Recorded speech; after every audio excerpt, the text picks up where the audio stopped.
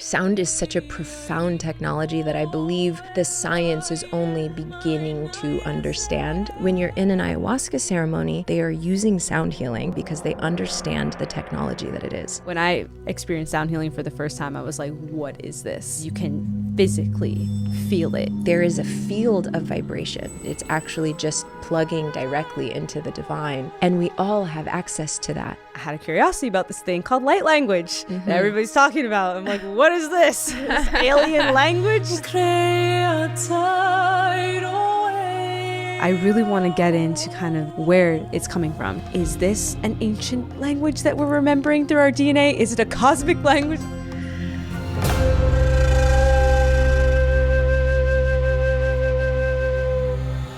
If you're into exploring the depths of energy healing, spiritual expansion, and the power of sound, you're going to love this conversation with Vylana Marcus. It feels like a vehicle of remembrance. It's my direct connection to the divine. Vylana is a sound alchemist, a transformational facilitator, and an artist whose mission is to guide people into their most authentic expression through the incredible healing power of sound and vibration.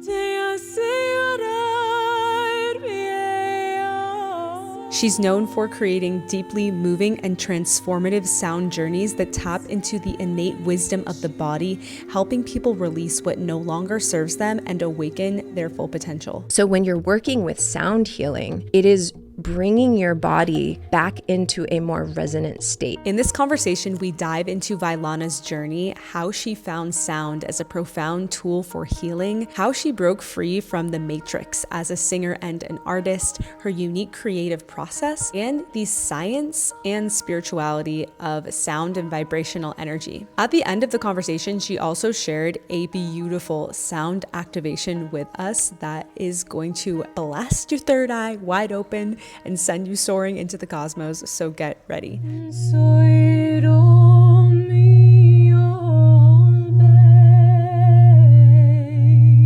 And before we dive in, make sure you like this video and subscribe to the channel if you haven't already. If you're vibing with this vibe, this really supports us to continue making videos for you. Alrighty, Vibe Tribe, without further ado, let's dive into this conversation with Vylana Marcus. Yay! Vylana, welcome. Thank you. Thank you for being here. Thank you so much for the invitation.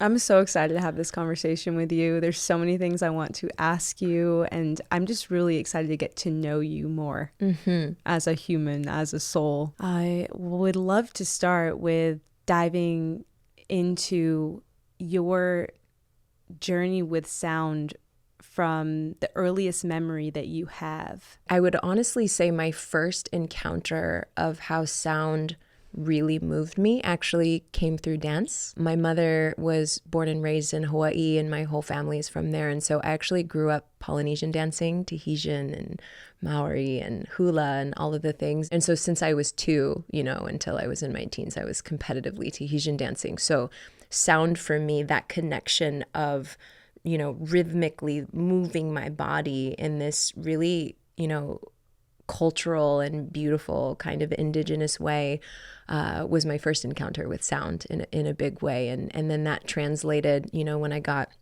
a little bit older, when I can actually remember, being a young girl, that just anything that I listened to, whether it be, Mariah Carey or Celine Dion, or I just obviously listened to the music that my mom, Selena, like the music that my mom loved.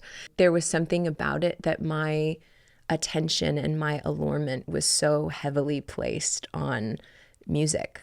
And so it sort of started in my body and then started to awaken through my voice, where I would sing, incessantly. When I was a little girl, I used to annoy the hell out of my little sister trying to sing like Christina Aguilera in the car. Music for me was life from, as soon as I could stand. I can totally relate to annoying the siblings with singing, because I have 3 younger brothers. She'd tell me to stop. Yeah. And, for me, when I would sing and belt it out around the house, mainly musical show tunes was my favorite thing to sing as a little girl. And, my brothers would be like, shut up, you're terrible. Yeah. And something about that, though, shut down my voice in a way. And I really am curious about your relationship to how others were perceiving your sound and if Totally. it did impact how you shared that. For sure. Well, my sister telling me to shut up or stop definitely did not stop me. I was a very, my mom said of all children she's ever seen in the world, I had so much will. Like there was no part of me that was like, you know, receiving somebody's feedback. I was just like, I'm a singer. Like, you don't know what you're talking about. So I kind of had that kind of relationship to it. I always knew I wanted to be a singer, but the only models that I had were the pop stars that I idolized. And so I would try to sing like them. I didn't have my own voice, and, you know, trying to sing like Mariah Carey or Christina Aguilera, like I would just try to belt and do things that my voice was not really trained or very comfortable to do. I would say at that time, the expression of my voice was trying. It was trying to be like somebody else and not finding my own voice. It was like, how can I perfect this little riff that Mariah Carey did? And, you know, when it would get to higher notes or those really big moments, like all of the energy in me wanted to be able to do it, but I wasn't always able. And so when I was a senior in high school, I sang the national anthem. I was like the senior singer. And, you know, when you get to the land of the free part, you know, and I'm just in front of the whole school, like every time, like there was this mental fear that I had that really became a little bit debilitating. My lifelong dream was I'm going to be a singer. And so when I was in my 20s, I had an opportunity, and this opportunity was like being served that vision and that dream on a golden platter. I recognized when I was in that world, one, I stopped being passionate about singing because I would go into the studio and almost kind of be robotic. Like I was capable of doing what they were asking of me, but I wasn't writing my own music. It was like the dream that I had, because the only imprint was I need to be a singer in this way. When I actually lived that dream, I realized that that wasn't it for me. And so that was heartbreaking. I just completely stopped singing for probably like 2.5 years. And through the heartbreak was kind of just like, I'm not a singer. Like I didn't know what else to do other than to just totally repress that lifelong dream just wasn't it. And I realized through that process, I really didn't know who I was. You know, I didn't have music to write because I was sort of growing up in this way where I would chameleon myself into what somebody wanted from me. So it wasn't coming from my soul. It wasn't coming from my heart. It wasn't coming from a place that was connected. It was just coming from this kind of veneer, you know, robotic kind of place. And so went through a big death portal with my voice, didn't sing in the shower or in the car. I just like completely, entirely stopped singing. And then I started sort of searching for meaning. And, you know, like if I'm not a singer, like that was what I was supposed to do my whole life. Like imagining my life where I'm not a singer, like starting from, you know, that young, and then growing into a young adult and being like, I have no idea who I am, and I have no idea what I'm meant to do in the world. And I have no idea what I believe about life and purpose and God and death. And, you know, so I just kind of went on this search for a couple of years. I traveled the world and eventually started sort of just like humming and singing again. And then I found my way through a very deep, once I started my spiritual path, I found my way to sound healing. I experienced for the first time a sound healing here in Austin. And the woman, she's here in Austin, her name is Tina Rodriguez. You know, she sings and plays the bowls, and she was taught by my same teacher. And this first sound healing that I had, I mean, it felt like being in an ayahuasca ceremony. And it took me probably 30 minutes to come back fully into my body. So that felt like it was a God wink of this big aha moment. And I developed this relationship with sound healing, but just on the receiving end. And I knew how impactful it was. And then eventually, you know, through lots of synchronicities and things, decided to do this sound healing certification with her same teacher. His name is Dr. Paul Hubbard. They don't teach you how to sing, just how to work with energy and through the chakras, but you just tone as you're singing. And it was like through that process of taking this certification and using sound to heal my own heart, I then found my voice again. But it wasn't everyone else's voice that I was trying to sound like. I started to discover my own voice. There's this sort of block in the free expression of our voice, and sound healing for me brought this new level of alignment because I was not using my voice to be performative or to be validated in some way or like show what I can do. There wasn't a trying energy in it. It's actually just plugging directly into the divine and using your voice as a conduit to be of service to people. And that alignment is what totally blew my voice open into what it is now. So that's a long story. There's so much in there that I really want to dive into. When I hear you sing and I hear your sound, it feels like it's coming from the deepest part of your soul. And it's very angelic, and it feels like it's being channeled from a deep source. So I want to talk about where that comes from, but I just want to touch on this part around the inner child's natural passion for singing for you. But for so many of us as children, we have those things that just are so exciting and so in our heart. And then we go through life trying to become a certain way of expressing that. That is what we are societally programmed to do. I've had that experience on my own journey of like trying to be the thing, right? Or look a certain way or follow my passion, but it's like through the lens of like how we're supposed to be showing up. All the imprints, yeah. All the imprints. And then it takes like a complete kind of death portal of letting go of that to then relearn and rewire the inner child's passion again as an adult in a completely new way. Totally. That's detached from that type of programming. Totally. So the fact that you spent 2 years not singing, doing the very thing that you knew that you came here to do. What were those 2 years like where you kind of completely let that dream die? It was really, really hard. And I didn't fill it with distracting myself. I actually became a world traveler, and I started saying yes to life in these really interesting ways. And I started doing things that were purposely uncomfortable. There was some part of me that knew that that was the only way I could find any path forward in life that would be fulfilling. But it was really hard, you know? And when I started just, you know, toning or singing to music again, I bawled my head off, like making myself believe that I didn't love the thing I loved to do the most. There was actually just a grief in, it's okay that that dream had to die, but I can't believe that I made myself believe that I don't love this. I felt this almost kind of like my future self felt protective. Future self felt protective over the expression of my voice in whatever form that wanted to be. So it was a really...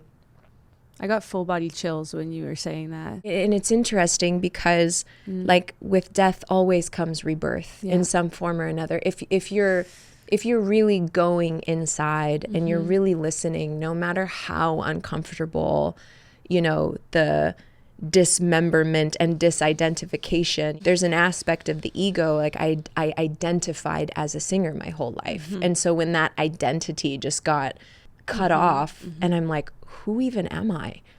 But then from that place, I got to search for who I was, and I wouldn't have done that otherwise. And so the process is beautiful when you're kind of surrendering to the mystery. The beauty in rediscovering this totally aligned, really clarified place with my voice of like, this is what I was always meant to do. Like my little girl knew exactly what I was meant to do. Just the way that culture imprinted everything around me of the only visions that I had access to, that needed to die. And actually the destruction of that dream was the fuel that propelled me into aligning to what my voice was actually meant to do. Yeah. And if you had to put that into words, what is your voice here to do? I've worked a lot with plant medicine and psychedelics, and I've been on my spiritual path since my Saturn return, so for the last like 8.5 years. And it came to me in a ceremony, I believe it was in an ayahuasca ceremony, that I came to Earth to sing the world back into love. it feels like a vehicle of remembrance of what's already there. It's my direct connection to the divine. So in this episode, we are talking all about the power of sound and vibration, and I have a really incredible tool that I want to share with you. We are what we repeat. The sounds that we make, the words that we speak, the language that we use on a consistent basis is what will show up in our external reality. That is why it is so important that we take intentional time every day to affirm what we desire to create and to feel what we desire to feel. Affirmate is a new app designed for just that. In just 90 seconds, you can completely shift the trajectory of your day by listening to one of their guided affirmation meditations. What I love to do is actually use a physical object that I wear on my body to encode with this affirmation. So every time I see this object, I'm reminded of this intention. You can also pull a daily card or listen to an intentional sound journey designed to reprogram your subconscious with empowering new beliefs. Affirmate also just released a super cool new feature where you can actually design your own sound bath with all different instruments and frequencies. So if you want to try Affirmate for 7 days free, click my special link in the video description. I completely honor anyone's way that they connect to God. I have no judgment or, I have my own path, but I'm very honoring. But when I was young, I had so many questions and I didn't really resonate with why does this guy get to tell me what that text said that he wasn't even there? I just had so many things and I just but when the choir would sing and when people would join the singing and their hands are in the air, I would burst into tears. And I knew there was something, for me, it wasn't that model of following that path.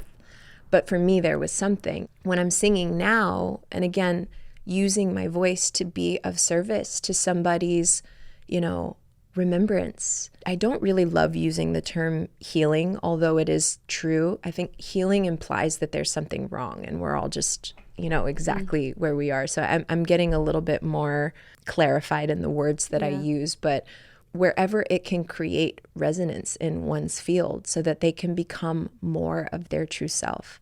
To be a vessel of being able to facilitate that for somebody is the absolute greatest gift. I get to do the thing that I absolutely love the most in service for somebody's highest good.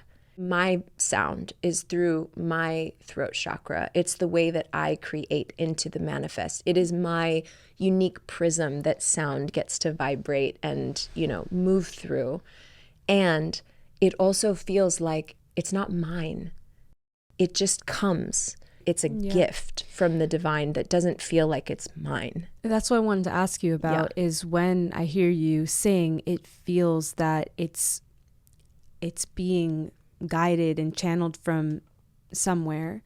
And I really want to get into kind of the esoteric conversation about where it's coming from, some of the specific sounds, the languages coming through. A big topic on my channel has been light language. And I know that that's a term that's kind of like a new agey term that's circulating. So I don't know another way to describe it. But I wanted to get your perspective on what it actually is. And just for context, on this YouTube channel, I had a curiosity. A lot of my channel is following my curiosity.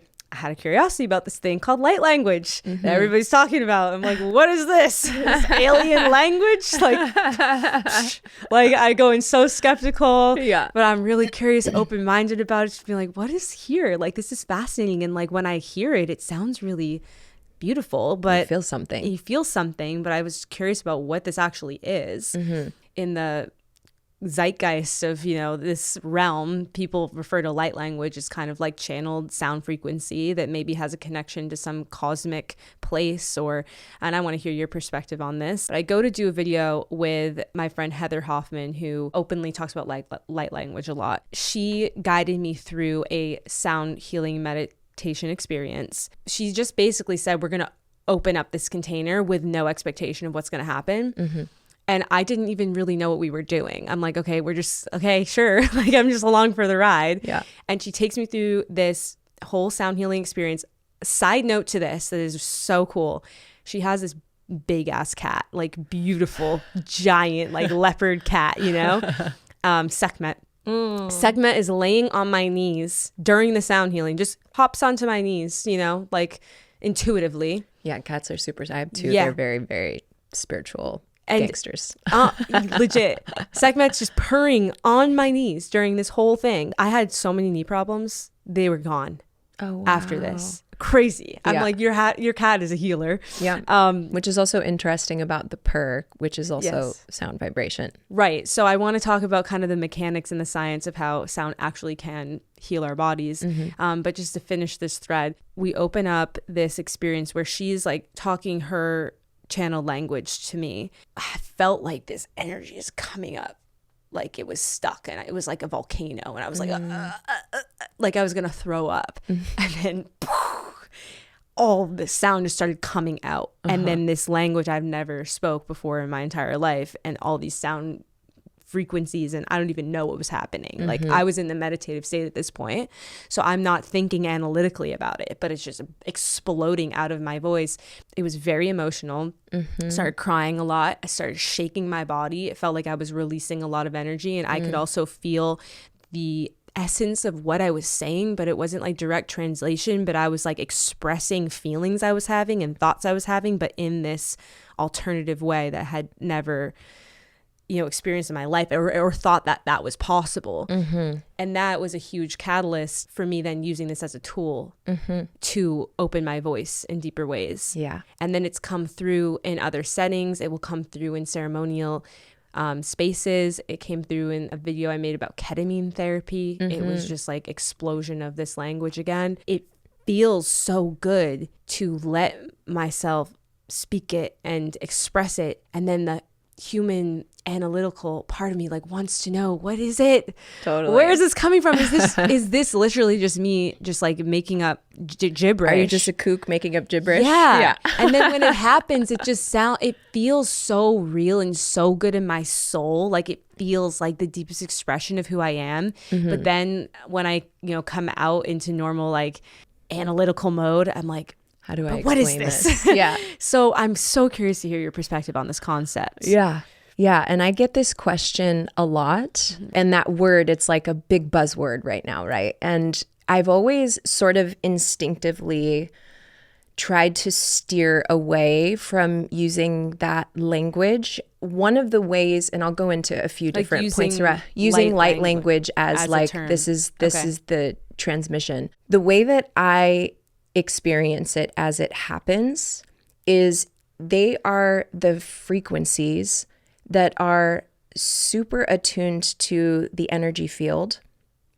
It comes from really deep listening, but it also feels like it's this connection to a remembering that bypasses the mind's need to understand. As humans, we want to create stories and make meaning out of everything because it's how we perceive the world. There's a different level of attunement, in my opinion, that can happen when you're not limiting something to language per se.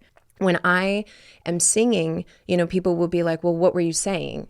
It's not an English, light language to English translation. They're just frequencies. Everything in existence is vibration. Everything is vibrating. This table is vibrating at a certain, frequency. Your body is vibrating at a certain frequency. And so sound, it's unnecessary to encapsulate it in something that puts it in a box. And in my experience of working with sound, the mind can create limitation. If you can bypass the mind's need to understand so that you're just receiving the sound on a level that doesn't require meaning making, it actually feels like it impacts in a deeper way. Putting it in a box and calling it light language has always not felt quite right to me. This isn't a language that you're channeling from like some star system or something like that. It's not light language, it's sound language. But actually what it's doing is it's creating like a level of attunement to a field. In my experience of it, it does feel like it's a remembrance on some level of something that we already know, that is connected to our past lives, that is connected to other ways that we've manifested, it's bypassing the mind's need to understand and limiting it to something that we can perceive like solely through our minds. Because I really feel that term creates a limitation. Using the word light language because it's the easiest way to express something that's happening that does feel cosmic, that does feel like it's connected to something greater. The place where it can get a little slippery is when it's being used in a way that's sort of feeding the ego of feeling like, oh, this makes me special because I can do this thing. I've awakened. I speak light language. And it actually, in my experience, when there's any connection to the ego or any sense of this trying to prove that I'm special or I'm different or anything like that, it actually sort of closes the channel in a little bit because there's a level of distortion. And it's not that we're not special, right? Like we are all connected to the divine, God, our true self, whatever you want to call it, the all that is that all of us are a part of. And that energy is moving in us, as us, and through us, through our unique prism of what is completely irreducible. I am the only Vylana Marcus in all of time, history, manifestation that will ever be me. I am God's unique expression through my body, through my being, through my soul, through my voice. And the same thing for you. And the same thing for each person. So if we can kind of shift from this desire for specialness that's actually connected a little bit more to the ego, although it is special. So it's like, it's kind of paradoxical. No, it's so paradoxical, But actually shifting to this idea that like, this is the way that I am, becoming a conduit for the divine to create through my voice. And in that lies the remembrance that's in my DNA. And that's always awakening and opening through so many different things that happen in life. But, if we can shift from the desire to be special and instead be in the claiming of our extraordinary, irreducible uniqueness, it actually feels like, the way that things can come through has a more clear and clarified sort of transmission. I'm in no way gaslighting your experience of whatever came through. Like that is true and that is real. And it is beautiful. And it's something that is waking up in the collective because language is limited.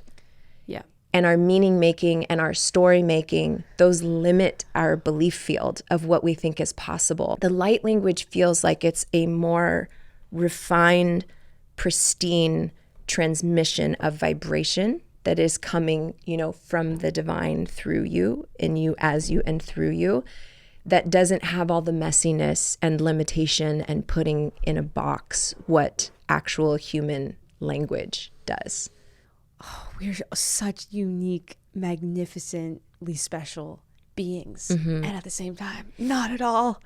Like, it's so weird to think about that dichotomy of this human experience that we have like the power of the divine running through us and that opportunity to channel that, and we're just like little ants floating on this rock in space, and that we're just like we're kind of irrelevant but also so important. It's literally in the symphony of the divine. If you can imagine the collective as a symphony of sound, it would not be the same if you were not part of it. And if you're not sharing your unique gift. Yes. For me, the expression of this language of my soul is, I think, kind of what it feels like for me, because it feels like an expression that is beyond English language. It feels so good in my body, like it's really me. For me, it's a way to open up my expression and also to self-heal, because when I'm speaking it, I can feel it working on different parts of my body and my subconscious. And it can be really emotional. And it can be very emotional. And somatic as well. Yeah, there's a movement of energy that's happening because your field wants to resonate with what is being created through your voice. It's exactly the way that sound healing, sound meditation, whatever you want to call it, it's the same way that it works. But you're also connecting to some part of yourself that somehow feels ancient and in the future at the same time. That's such a good way of describing Yeah. it. That is so true.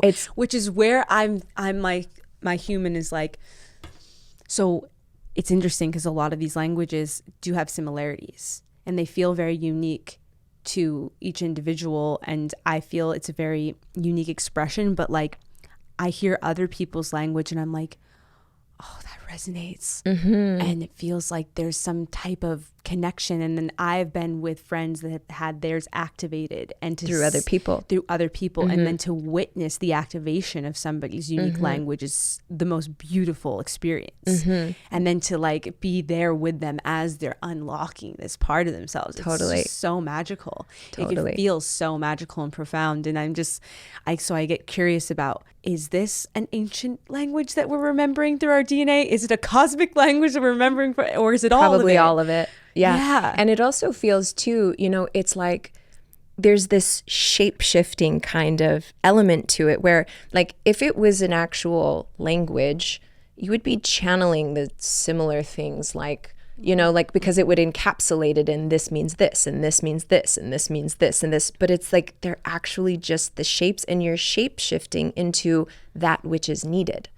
Even when I'm doing healing work with people, which, languages, shapes, frequencies, sound, whatever comes out, it's very emotional and it's the movement of energy, but it's never the same. I always desire for there to be like the widest and biggest spectrum of what is possible. And I've learned for myself through sound, if I have any ego attachment to it sounding pretty, to, not doing this or not doing that, or anything that has expectation, it sort of closes the ability for stuff to move through, because again, it feels like it's a gift. It does feel for me that it is connected to my divine self. It doesn't feel like something outside of me. It feels like it is God, moving through the prism that is me. That's always going to be unique and it's always going to be irreducible. So as you were saying, when other people are activating this within themselves, or you're hearing it or you're feeling it, it feels true. I mean, you can definitely feel when things are not true. There's like resonance and dissonance. And if it's coming through in this way of trying to prove or trying to be special, like there's a frequency to it. You can feel in your body. But for most people, what's coming through is it's really true. And it's their unique essence that has a different quality and a different tone and, different shapes than it will for you or for anyone else. And so it's this beautiful thing that is becoming so prevalent and beautiful. My own relationship to it is to allow it to be limitless. Yes. To allow it to not have boundaries and definitions and meanings and stories, because for me, my voice continues to evolve because I kind of just have my hands up with it. And it's like the same way that like Om, is like the seed of creation. Do you have to make meaning about it, or can it just be the frequency and the way that you feel like when you're in choir? The more that we can bypass the mind's need to understand it, the more magical it gets. And the more that you feel the tangible effect, it has an effect on your body. It expands the belief field and actually feels like, oh wow, now there's more space available for more to come through, because I'm not limiting it to putting it in a box of some sort. And so, that's kind of my relationship to it, which I don't believe that I know the way of anything, but just what I've felt instinctively in my body for a long time since this started for me. And so for the last, however many years, probably like more like 6 years, I've been in this dance of having to learn through different initiations of humility how to really clarify the transmission that comes through me. Because anywhere that there was anything in my field of trying or wanting to be special, and it had anything to do with ego, I had a lot of like big doses of humility and initiations that I had to go through to be like, okay, I can see where I'm desiring some reflection that's validating to me that I'm special. Like I want to really clear my channel to be a transmission of something in its purity that's not about me. Yeah. It is a gift to receive. And then paradoxically, it is also entirely you because it can only come through your prism. So it's like holding these nuances of the beauty that you are an irreducibly unique, only note in the symphony of God being that can be you. Which also minimizes the need to be special because you're not in competition with anything. But when the special is attached to the ego, that's where it doesn't have as much room and as much space to come through in its purity. And that's a really deep lesson that I've learned along the way. What an important lesson that we are all learning, especially on this path of opening our channel for service and for the divine to move through us, for the evolution of humanity, and to be connected to that intention of being used as a vessel for the highest good. It is such a dance to work with our humanity and to be humbled by that. Totally. Because if we have the intention to be conduits for the divine and to ground that into this earthly experience, we're still working with the mechanics of our human, of the humanness, which you can't, the ego, which you totally cannot bypass. No. So I'm not saying that I am perfect in any way. I believe in what comes through me, and I also have the humility to not believe I know anything. And it's the paradox, right? Like I truly, deeply believe that I have become, I don't want to call myself a portal, but a vehicle for the divine to move through me. And I have the humility to not believe that I know anything.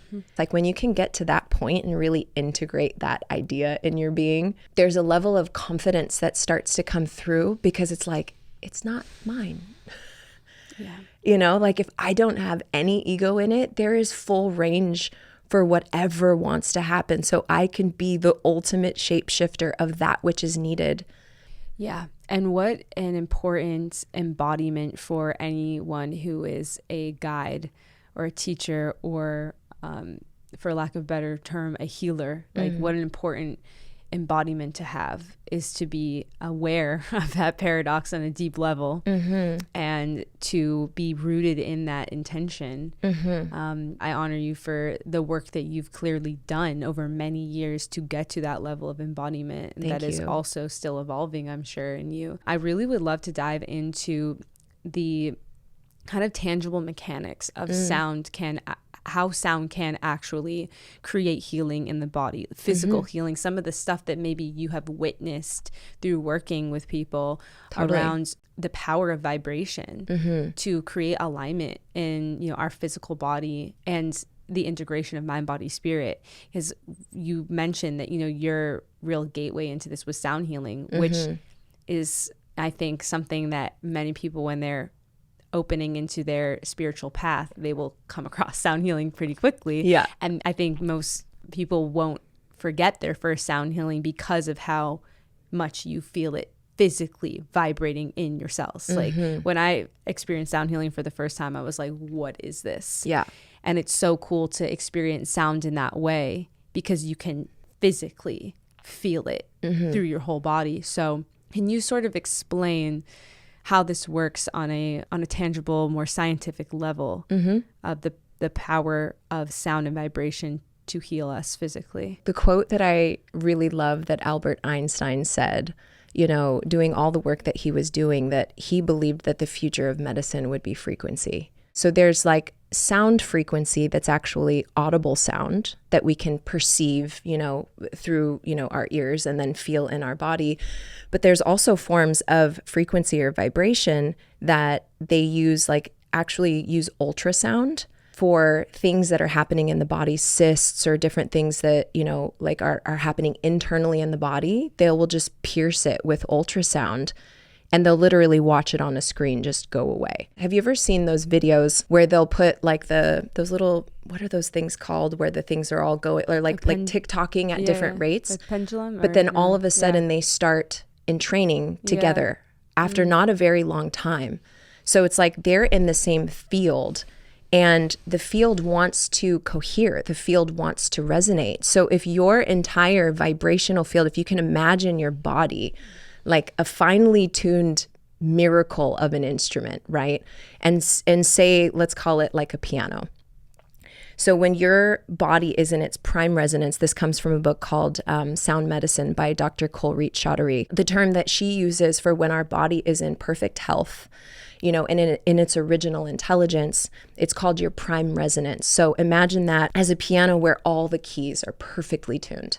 You can play any music on that piano. When you experience physical trauma, emotional trauma, you know, a lot of stress in your mind, stress in your body, stress in your environment, some of those keys start to become dissonant. You know, through entrainment, that actually starts affecting and impacting the vibrations around it. So like a cancer cell, for instance. Like cancer is a cell that is going rogue, that is no longer cohering to the field around it. And it's like, no, I'm going to just be on this totally other program. And then it starts creating more cancer cells. If you can think of everything as vibration, there is some level of dissonance of repressed emotion, repressed trauma, like some way that the energy is not cycling fully through the body. And so things just get stuck. So when you're working with sound healing, it is bringing your body back into a more resonant state for whatever is available and possible in that moment. And there are a lot of, you know, biological impacts. Like it's actually bringing your brain waves down into deeper states. It's like working on your nervous system. If you've ever experienced a sound healing, you're coming out feeling rejuvenated, relaxed, like you had a really great nap. It's like slowing down your heartbeat, you know, it's bringing you into this like deeply meditative and healing state. If you can imagine it as retuning the piano to bring you back into a level of resonance and coherence because your body is being entrained to the sound that's happening. So this is also an important thing to understand about the music that you listen to. Like, why is it when you go through a breakup and you have that one song that was your song, and then you listen to that song and you just like bawl your head off? It's like the music and the frequency has the memory, the felt sense, like the, you know, everything in the field that can awaken something that's not even in the present moment, because it's entraining our body to, you know, a memory of something that we've experienced. And so for some examples of ways that I've seen sound work for people, which has been full wide spectrum. Some people have remembered past lives that they've lived. Some people have connected to star beings, you know, and then on a more like functional level, story that I really love to share is I was introduced to somebody who eventually became a brother of mine through some mutual friends, and he had a stroke when he was like 20 or 21, and he couldn't remember any of his childhood, like nothing, not one single memory, and he was in his 50s at the time. And so, you know, we brought together some people and went in with some intentions and did a sound healing for him. And since that night, slowly over time, over the last, it's probably been 5 years now that I've known him, he's been able to remember his childhood. Why is it that sound can do something like that? I don't actually know on a biological level why that was possible, but it happened, and it was the tangible impact. I had another person that came to me who had a lot of social anxiety and, you know, really didn't feel comfortable in the world. We did a few sessions, and you know, a lot of what I could feel was around like confidence, feeling safe in his body, you know, just intuitive things that were coming through for me and why I did the sound the way that I did. And within like, I mean, it was probably sometime that month, he joined a men's group. He started not feeling uncomfortable around people at work, you know, like there were just these like real life effects that were happening on a level that was really tangible and real. And so like, why is that happening, right? My idea of it is really like, okay, this is an attunement, like we're retuning the piano. And it also doesn't feel limited to healing. It actually feels like it's activating potential in the DNA. Another example I would love to share about, have you ever done an ayahuasca ceremony? I'm about to for the first time this January. Beautiful. And this is not me saying that people should do ayahuasca. It's a very deeply personal calling. It has taken a lot of patience for me to get to this point where I am now going to Peru with my brother this January. It's been years of feeling the whisper, feeling the call, getting invitations and it not feeling fully aligned. Yes. And me really listening with what feels 100% in alignment. And this experience that we're about to do was the first time where I was like, I know that it's time. Yeah. And thank you for sharing that, because it's really like, that's the same path that I took with it. And I do not believe that it is for, plant medicine is not for everybody. In the ayahuasca space, depending on what lineage you're working with, in ceremony, they're singing what is called icaros. And the icaros are these songs. Do you know how they get the icaros? Oh, I've heard that they come from the plants. Yeah, you're basically being in communion with one plant to receive the medicine that it has to offer you. And I mean, these aren't just like epic trees and, you know, like it might be a little shrub and something that you might just walk over and not even think of. But if you can imagine that everything has this intelligence and this medicine to offer. A rose, for instance, the symbology of a rose to me, its petals are so refined and delicate. And there's this geometry to it that is so precise. And it feels like it's giving and inviting. And yet it's so delicate, but it still has boundaries. It still has the thorns. So like that's kind of an example of like how you can look at a plant and really receive the medicine from it. The plant dieta, what it looks like is you fast for a period of time. I only did for 3 days. Well, this is the way my plant dieta went. Every night at sunset, the shaman that I was working with would come and bring me, you know, this little brew of marosa, and I would drink it at night. And it works in your dream space. You're also sitting in ayahuasca ceremonies, and the ayahuasca ceremonies are meant to commune you to the plant in a visual space so that you can receive its medicine, and it works really intensely in the dream space. It's such a profound technology. That actually was one of the biggest technologies that really opened my voice to a new place of evolution. And you know, sitting with ayahuasca is so profound and so beautiful and so healing and so activating and so liberating. The technology of dieting plants is probably my favorite technology I've ever experienced. So basically, in my second or third ceremony, I think it was in my third ceremony, I received an icaro from this plant. And her medicine to me was that my greatest power is in softening.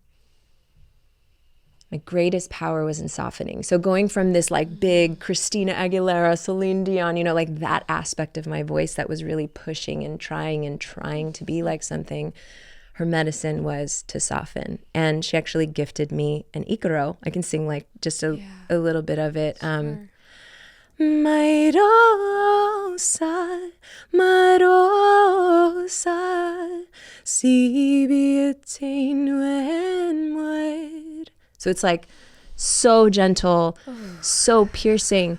But in the right moments when I'm working with people, I will start singing that song. And it's like her technology of the medicine that she can offer through vibration will come through in a healing space. And so when you're in an ayahuasca ceremony, they are literally using the technology of sound to help liberate you from whatever is holding you back from being your truest self, from anywhere that you have blockages in your energy field. They are using sound healing in ayahuasca ceremony because they understand the technology that it is. And the way that the frequency works with the medicine, you can viscerally feel it in your body in a really wild way. So when you're in a very altered, transcendent kind of state in the medicine, and you're feeling the way that sound is directed through the field, and it's very like that technology of the icaros, like it's very, very precise. And they call on the different plant allies that have been gifted from Gaia through their attention, through their presence, to use that as a medium for healing for people. In kirtan, like, why is that so healing? You're in a field where everyone is cohering in vibration. And even though everyone may be singing the same thing, the tonality of everyone's unique voice is lending something different to the space. And so you're in a field almost of this remembrance of like, wow, we're all connected to divinity. and divinity is moving in us, as us, and through us in this field. And there's this level of coherence and entrainment that is happening in your body that feels like this sense of home, that feels like this sense of aliveness. And by everybody's voices resonating, it actually allows you and gives you the permission to resonate with the field. You're entraining and resonating to a field of energy, and there's a reason why it feels good. Yes. So there's so many different vectors and vehicles. Sound is such a profound technology that I believe the science is only beginning to understand. It feels like we're sort of on the beginning of this wave of starting to understand the power of sound. And, you know, and one last thing that I want to share that feels really amazing. After my Marosa Dieta and being part of that world of using that technology, of being so deeply in the listening with just a plant. She's so simple, you know, like she's a stem that has little leaves that come out, but her medicine is so tender and fierce. And something about being in that devotion to listening in that way. I've traveled the world over the last, many years. Most places that I will go have a song. There are songs that came through in the Temple of Dendera, Hathor's temple in Egypt. There's a song that came through in not the Great Pyramid of Giza, but one of the pyramids in Cairo. There's a song that came through when I went to the Oracle Temple at Delphi. Even places that aren't these sacred sites, like there is a field of vibration. In Egypt, those stones hold the vibration of what was happening in ancient Egypt. And if you can listen close enough and just tone and resound, you can be in relationship to that. And it can actually open up places in your voice that you would not have available to you before that. And so I'm probably going to put together an album of all these songs because they feel like the living temple that exists in vibration and isn't necessarily in like tangible physical form, but they make you feel something that is connected to the technologies of what were happening in those places or just the different frequencies of the earth. And we all have access to that. And all it takes is really, just toning, just listening and getting, I don't like to say getting out of the way, the ego getting out of the way. Mm-hmm. It needing to sound or be a certain thing, that's where it kind of closes. If you can set an intention and just trust that whatever comes through is exactly what is needed, the more that you can be in that practice, the more that your voice will come more, more into its fullness, more into its true essence, and that channel, that has the ability to come through every single one of us. We all have direct access to the divine and the part of us that is connected to the all that is. Mm-hmm. Mm-hmm. And with that being said, I would love to open the channel right now. All right, shall we? I'm so excited for this. Yeah, Thank so you. kind of just going into it, as everything that we've spoken to in this conversation, just really allowing for your mind to settle, to not have the need to understand, and to simply just take a moment to receive. And so if you can close your eyes for a moment and just imagine as you're breathing, inhaling through the nose and exhaling through the nose, and kind of a cycle and a flow and a rhythm like the ocean. Imagine your belief field as a golden field of energy in a holographic sphere around your body. How open, how curious are you to the technology of sound? And as you continue to breathe through these oceanic cycles, in and out through your nose without any pauses, just expanding that golden holographic sphere around your body, expanding it wider, creating more possibility, more potential of how this sound can create an effect and an impact on your energy field, on your physical body, in your mind, connected to your spirit, and saying a prayer, asking for this sound to be directed to connecting everyone to a field of remembrance of their divinity, of their unique and irreducible expression of the divine that is you, that can only be you in all of time and manifestation. Connecting to that aspect of you that is connecting to the all,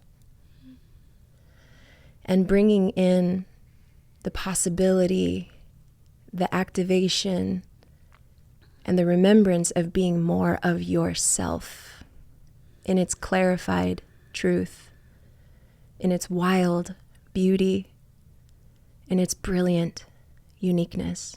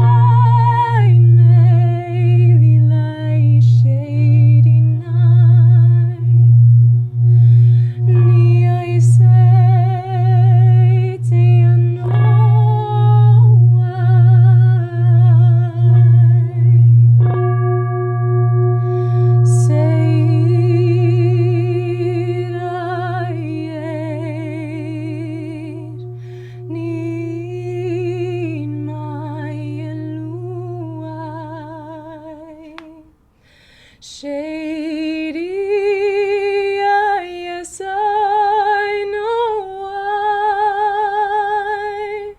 Lueo aide.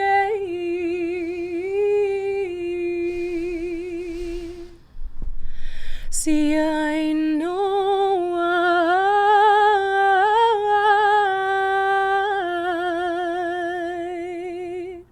So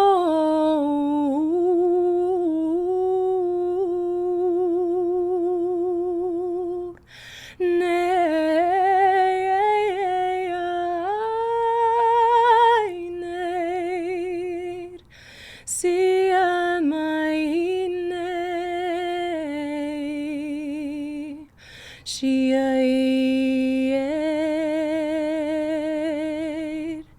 ti I know in may I.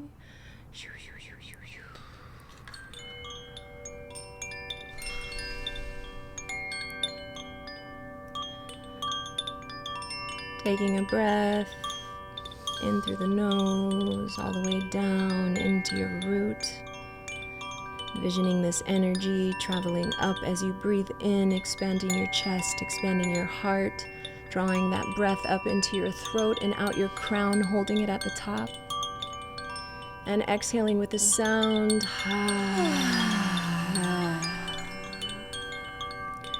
Thank you to each and every one of you for your unique brilliance. Thank you for being the perfect sound, the perfect tone that completes the symphony of the divine that we are all part of. May you walk this earth with every step, knowing that you are one of one.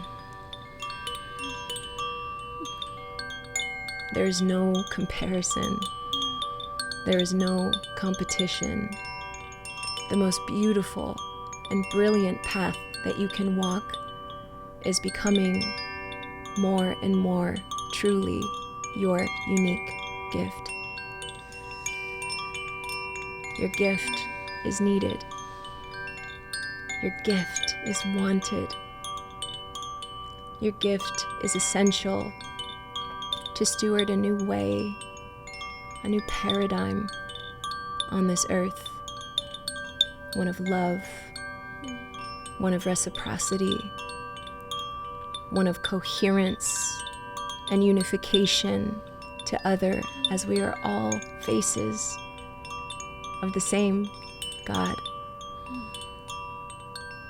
Inviting you to see the divine in others, to celebrate their uniqueness as you really claim the power, the truth, and the beauty of your own. And taking one more big breath down into the belly. Exhaling. Beginning to bring some movement into your body, whatever feels most resonant in this moment. Placing your hands around your shoulders, giving yourself a big squeeze.